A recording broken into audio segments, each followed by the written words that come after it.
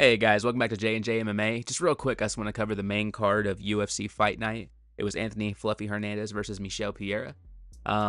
Opening fight of the main card, guys, it was Darren the Damage Elkins versus Daniel Pineda. Now, it was just a typical Elkins fight, dude. Like, it was just them going back and forth, slugging shit. Round one, Daniel did get him on the ground and was trying to get him in a choke.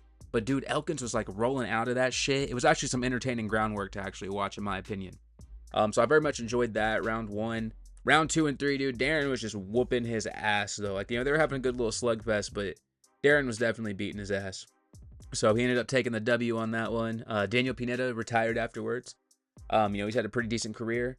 He's been in the UFC for a while, so I'm glad he finally hung it up. It's always nice to see these old dudes finally just call it quits, as opposed to, Tony Ferguson themselves.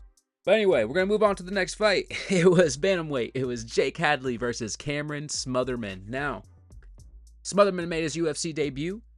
He showed up on a 2-day notice, if I'm not mistaken, and he fucking whooped the brakes off of Jake Hadley.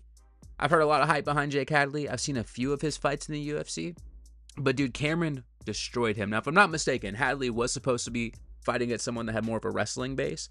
But this is MMA, so, you're supposed to be prepared for anything, you know what I'm saying? And Cameron whooped his ass round one. Round two, though, immediately started with a fucking cup shot. Kicked Cameron right in the dick. Wait about 3 minutes into the round, he eye pokes Cameron. And during that, I think he took the full fucking time, dude. He's sitting there, because it was a pretty bad eye poke, so he's sitting there washing his eye out. Not washing it out, but rubbing it with a rag and stuff. You hear fans in the Apex drunkenly screaming, "Take a point! Boo! Take a point!" And the fucking ref actually took a goddamn point.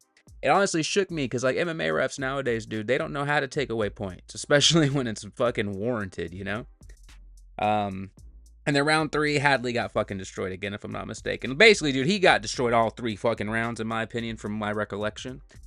And it was a UD for Cameron. It was a good intro into the UFC. And I'm kind of excited to see where he goes from here. But anyway, we're gonna move on to flyweight. It was Charles Johnson versus Mudaerji.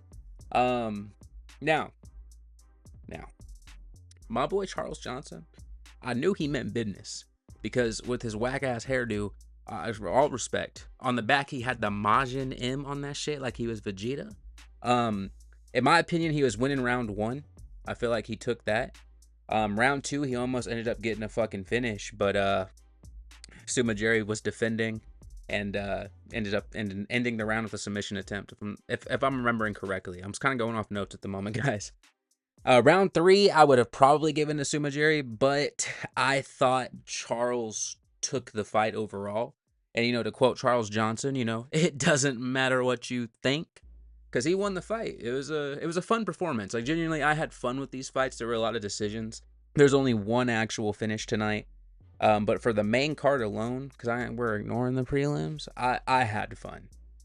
But we're going to move on to the next fight, guys. It was the co-main event. It was Rob Font versus Kyler Phillips. Now, Kyler Phillips was the biggest betting favorite of the night, dude. He's like a minus 500 or some shit. He was winning round 1. I'll give him that. Like, he put on a good round 1. Round 2 starts. And it just seemed like he was gassed like a motherfucker. And Rob Font used all that experience. He's also been training with Faraz Sahabi.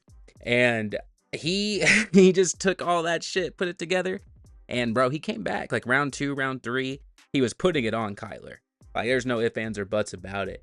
And Kyler really didn't have an answer. He just seemed gassed. He wasn't able to get his game plan going. And Rob Font disappointed a lot of fucking people that night.